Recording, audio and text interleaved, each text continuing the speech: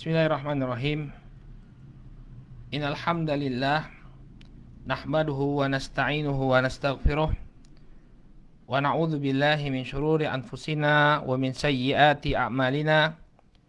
May yahdihillahu fala mudilla lahu wa may yudlil fala hadiyalah.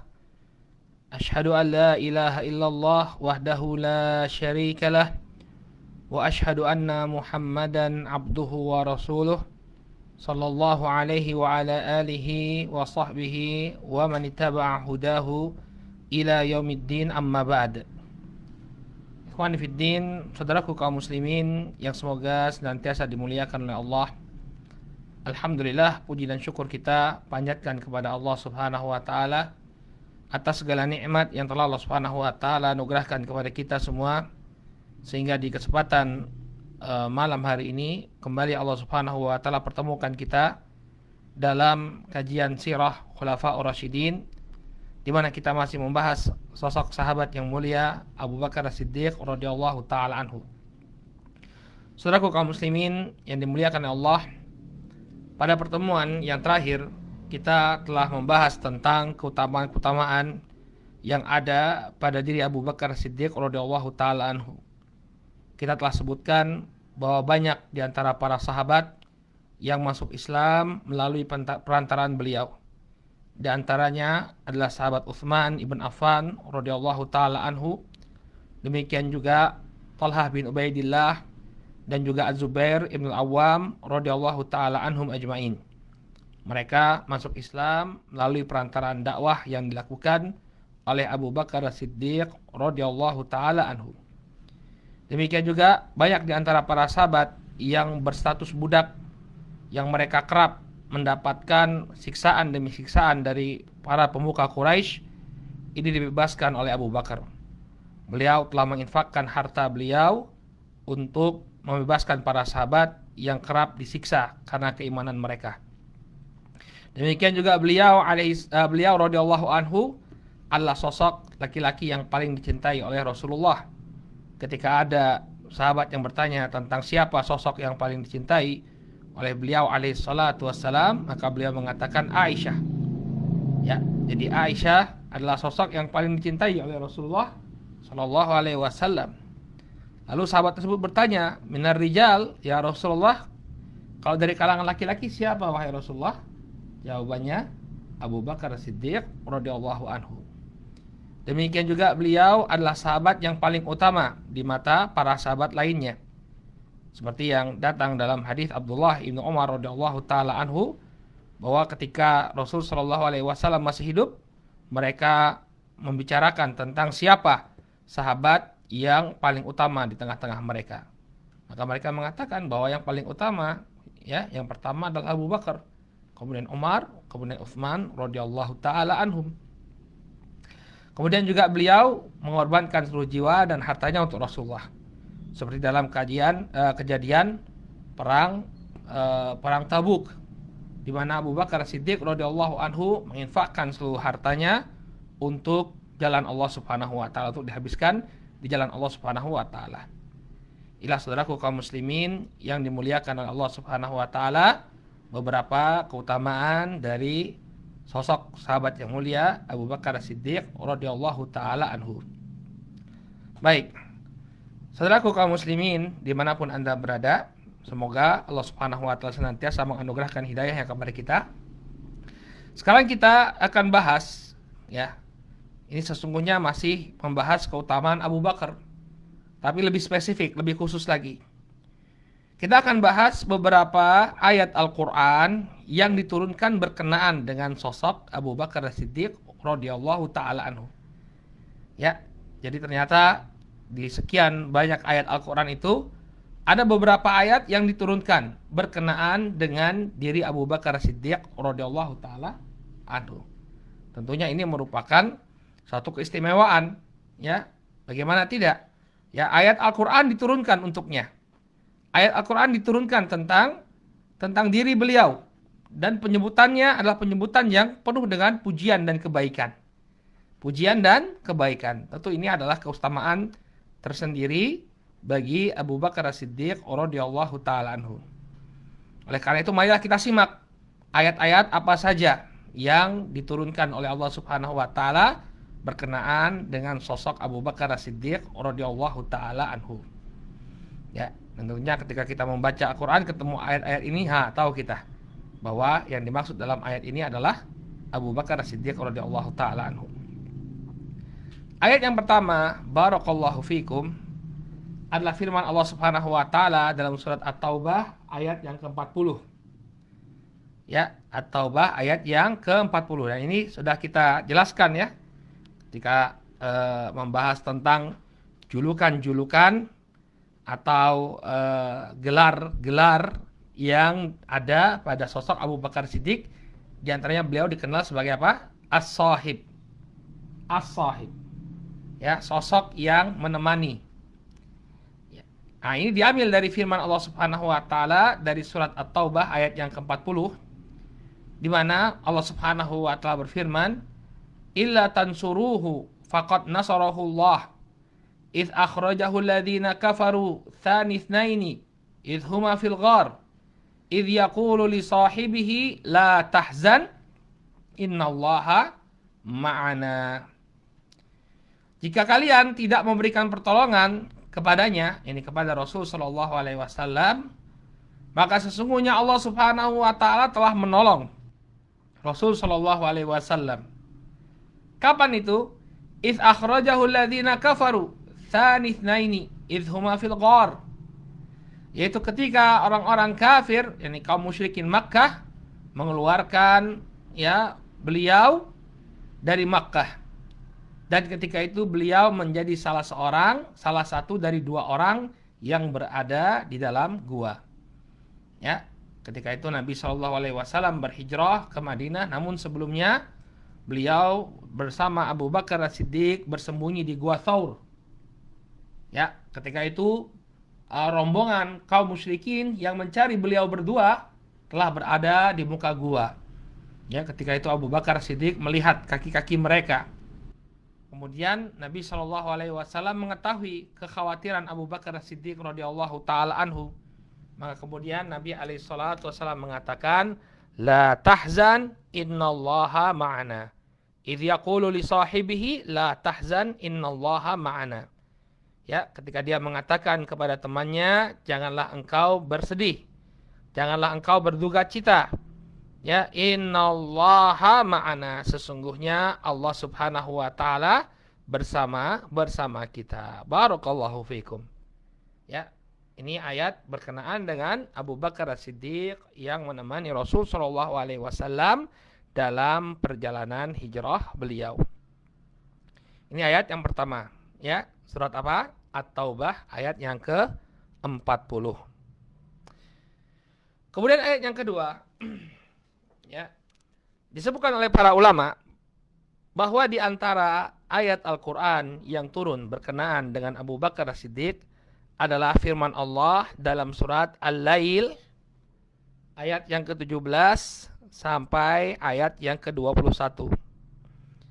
Ketika Allah Subhanahu wa taala menyebutkan tentang karakteristik atau sifat-sifat yang dimiliki oleh orang-orang yang dijauhkan oleh Allah Subhanahu wa taala dari api neraka.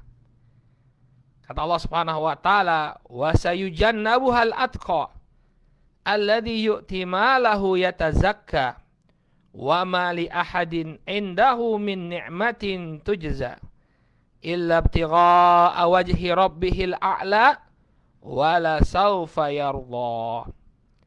Surat Al-Lail ayat yang ke-17 sampai ayat yang ke-21. Kata Allah Subhanahu wa taala, dan nanti ya akan dijauhkan neraka itu dari orang-orang yang paling bertakwa. Ya, nanti neraka itu akan dijauhkan dari orang-orang yang paling bertakwa. Apa karakternya? Alladzi yu'ti malahu yatazakka, yaitu orang yang menafkahkan hartanya di jalan Allah untuk membersihkan dirinya.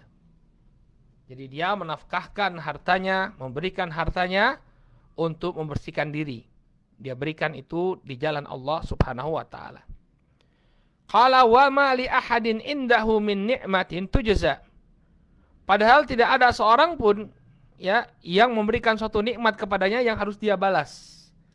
Artinya, barakallahu fikum, dia menginfakkan hartanya di jalan Allah, memberikan pertolongan kepada saudara-saudaranya, ini bukan sebagai bentuk balas jasa, enggak. Tapi memang dia menginfakkan hartanya tersebut untuk mensucikan dirinya di hadapan Allah Subhanahu wa taala. Yang dia cari hanya wajah Allah Subhanahu wa taala. Ini menunjukkan bahwa amalan yang dilakukan oleh orang tersebut adalah amalan yang demikian ikhlas. Dia tidak mengharap atau dia tidak melakukannya karena membalas jasa seseorang, tidak. Tapi karena memang ingin mengharapkan wajah Allah Subhanahu wa taala. Illa ibtigha'a wajhi rabbihil a'la wala saufa yardha. Ya. Kecuali dia melakukan itu semua, ya, dia melakukan itu semua melainkan untuk mencari wajah Allah Subhanahu wa taala yang Maha Tinggi, dan dia akan ridho dengan akibat atau dengan balasan yang diberikan oleh Allah Subhanahu wa taala. Nah, ayat ini para ulama menjelaskan dia diturunkan kepada atau berkenaan dengan sosok Abu Bakar As-Siddiq radhiyallahu anhu. Jadi Abu Bakar As-Siddiq adalah orang yang paling bertakwa. Ya, beliau menginfakkan hartanya di jalan Allah bukan untuk membalas jasa seseorang kepada diri beliau. Tidak. Illa ibtigha'a wajhi rabbihil a'la.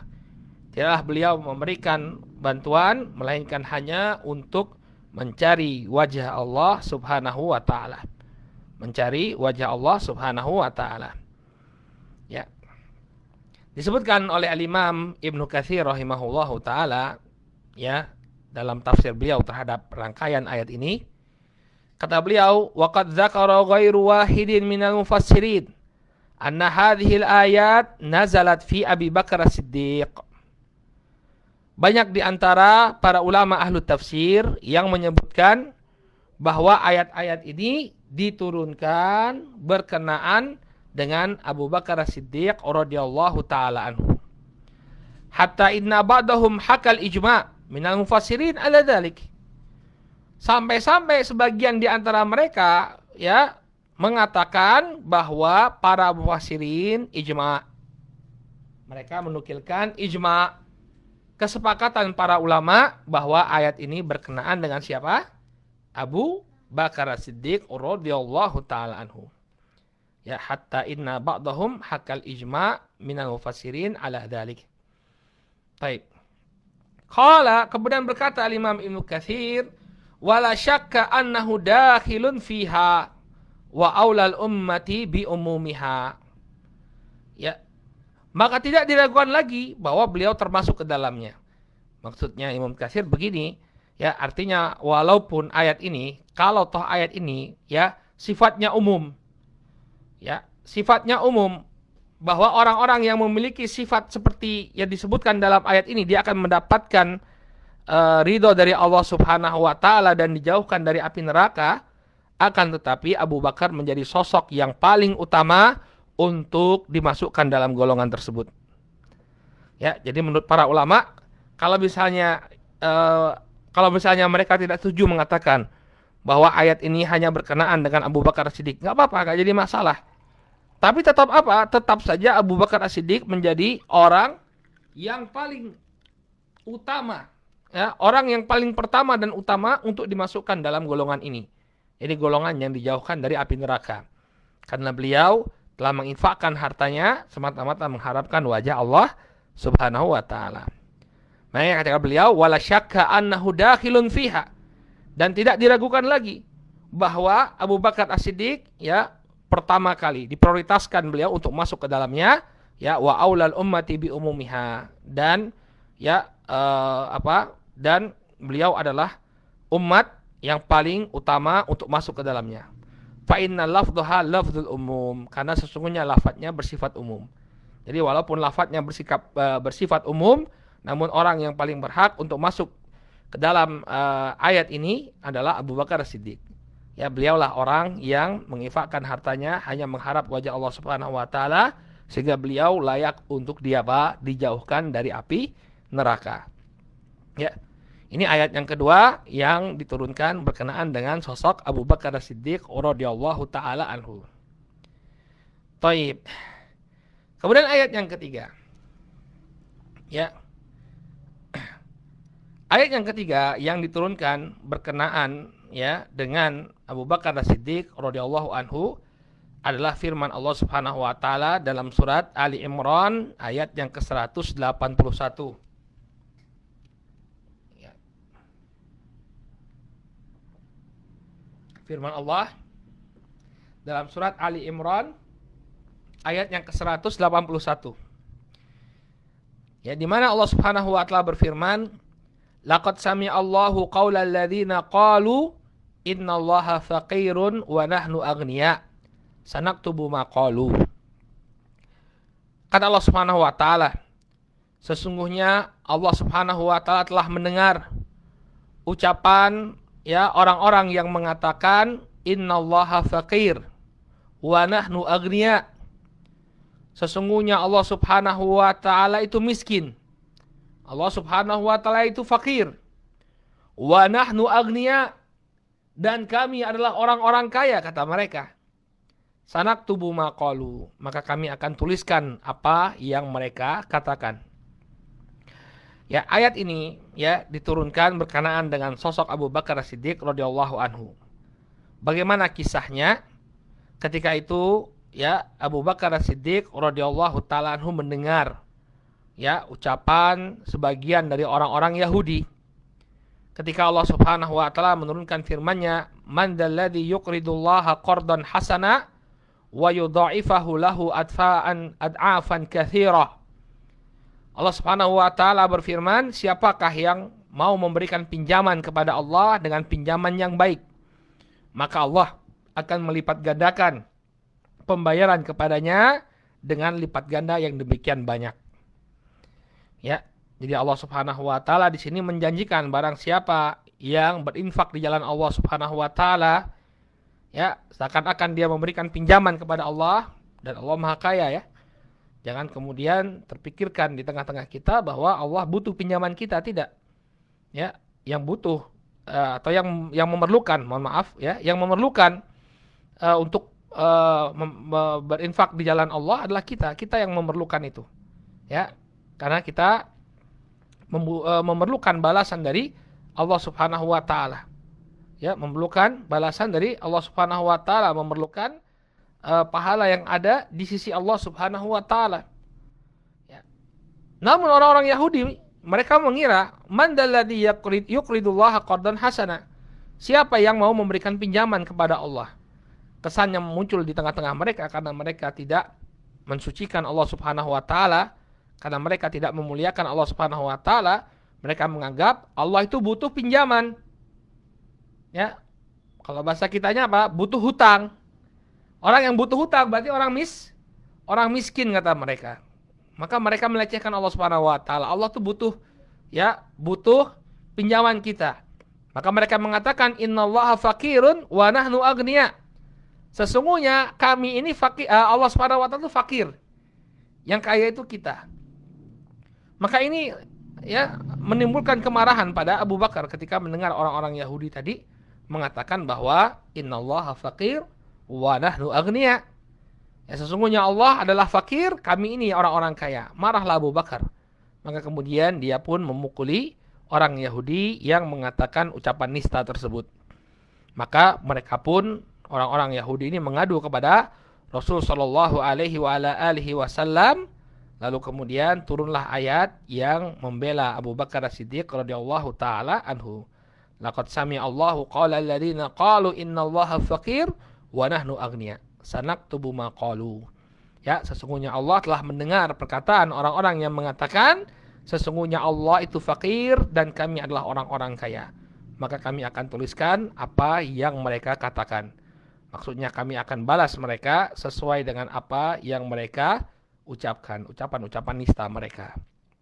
Ya, antum bisa lihat kisah ini ya dalam tafsir Ibnu Katsir, beliau menukilkan dari Al-Imam Ibnu Abi Hatim ya, yang membawakan sanadnya sampai kepada Abdullah Ibnu Abbad.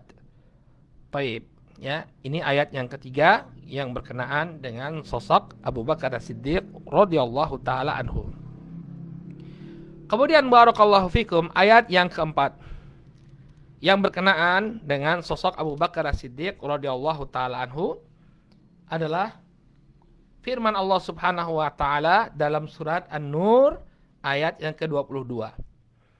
Firman Allah Subhanahu wa taala dalam surat An-Nur ayat yang ke-22.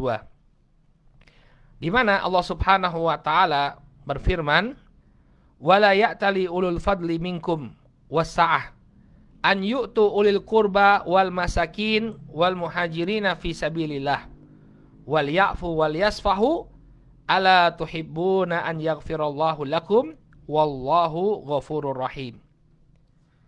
Kata Allah Subhanahu wa taala, dan janganlah orang-orang yang memiliki kelebihan dan kelapangan di antara mereka bersumpah untuk tidak memberikan bantuan kepada kaum kerabatnya dan juga kepada orang-orang miskin serta orang-orang yang berhijrah di jalan Allah Subhanahu wa taala.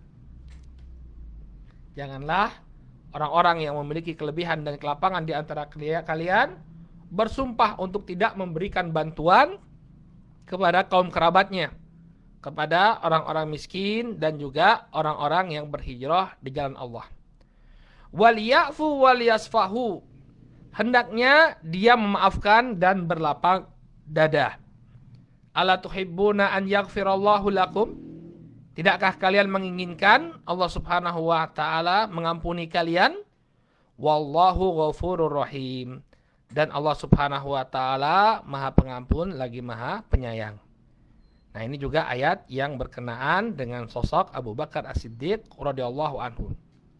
Bagaimana kisahnya? Ya, kenapa ayat ini berhubungan atau ya diturunkan berkenaan dengan sosok Abu Bakar As-Siddiq radhiyallahu taala anhu? Disebutkan dalam Sahih Al-Bukhari ya, bahwa dahulu Abu Bakar kan kita sudah sebutkan, beliau memiliki sifat kedermawanan yang luar biasa. Beliau banyak menginfakkan hartanya ya di jalan Allah Subhanahu wa taala dan juga membantu para sahabat yang serba kekurangan. Nah, termasuk yang dibantu ya oleh beliau radhiyallahu anhu adalah seorang saudaranya yang bernama Mistah bin Utsatsah. Mistah bin Utsatsah radhiyallahu taala anhu. Mistah bin Utsatsah ini adalah seorang sahabat yang mulia, salah seorang sahabat yang juga mengikuti perang Badar.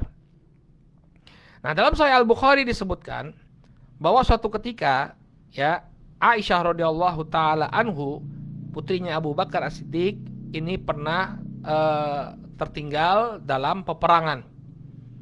Ya. Jadi Aisyah radhiyallahu taala anha ya pernah mengikuti Rasul Shallallahu Alaihi Wasallam dalam sebagian peperangan beliau. Kemudian ketika berada dalam perjalanan pulang, Aisyah radhiyallahu taala anha ini tertinggal. Jadi beliau turun dari ontanya ya, dan dahulu onta itu di atasnya ditaruh sekedup. Sekedup itu semacam semacam tempat ya yang tertutup ya, yang orang bisa duduk di dalamnya dalam keadaan tidak terlihat dari luar. Maka Aisyah turun dari sekedupnya untuk menunaikan hajat. Lalu ya ketika ingin kembali ke rombongan, Aisyah ya mendapati bahwa kalungnya hilang. Jadi kalungnya hilang. Maka Aisyah kembali lagi untuk mencari kalungnya tersebut. Ternyata setelah beliau menemukan kalungnya, beliau kembali ke tempat berkumpulnya pasukan kaum muslimin. Ternyata mereka sudah melanjutkan perjalanan ke kota Madinah, untuk pulang ke kota Madinah. Maka Aisyah radhiyallahu taala anha pun ya tertinggal. Beliau pun kembali ke tempat tersebut lalu tertidur. Ternyata di bagian belakang pasukan ada seorang sahabat yang bernama Safwan ibn Mu'attal.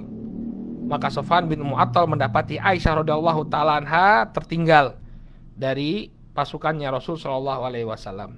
Maka tanpa berbicara apapun ya, dia cuma hanya mengucapkan, jadi Safwan bin Mu'attal hanya mengucapkan innalillahi wa inna ilaihi raji'un. Dia kemudian dengan isyarat mempersilahkan Aisyah untuk naik ke atas ontanya. Lalu kemudian Safwan bin Mu'attal pun membawa Aisyah di atas punggung unta beliau sampai kemudian bertemu kembali dengan pasukan Rasul sallallahu alaihi wasallam. Nah, kemudian kaum munafikin mereka menyebarkan berita dusta. Ya, mereka mengatakan bahwa Aisyah radhiyallahu taala anha telah berbuat yang tidak-tidak dengan Sofwan bin Mu'attal, melakukan perbuatan yang tidak sepantasnya dengan Sofwan bin Mu'attal, padahal mereka berdua ya tidaklah melakukan apapun. Ya, maka kemudian tersebarlah ya fitnah di tengah-tengah kaum muslimin di kota Madinah bahwa Sofwan bin Mu'attal telah melakukan perbuatan keji dengan Aisyah radhiyallahu taala anha, dan ini fitnah. Nah, ketika itu ya sebagian dari para sahabat mereka terpengaruh dengan fitnah yang dilontarkan oleh kaum munafikin, termasuk sahabat Mistah bin Utsatsah. Sahabat Mistah bin Utsatsah ini ketika itu ya ikut menyebarkan berita dusta tentang Aisyah radhiyallahu taala anha. Lalu turunlah firman Allah Subhanahu wa taala yang membela Aisyah radhiyallahu taala anha, mengatakan bahwa apa yang dilakukan oleh kaum munafikin ini tidak lebih dari dusta dan fitnah saja. Maka setelah itu Abu Bakar As-Siddiq yang mendapati Mistah bin Utsatsah ternyata ikut serta. Ya, para sahabat ini juga manusia biasa ya. Mereka adalah orang yang tidak maksum, ya, tidak maksum, tidak terjaga dari perbuatan dosa. Hanya saja mereka bertobat dari dosanya ya.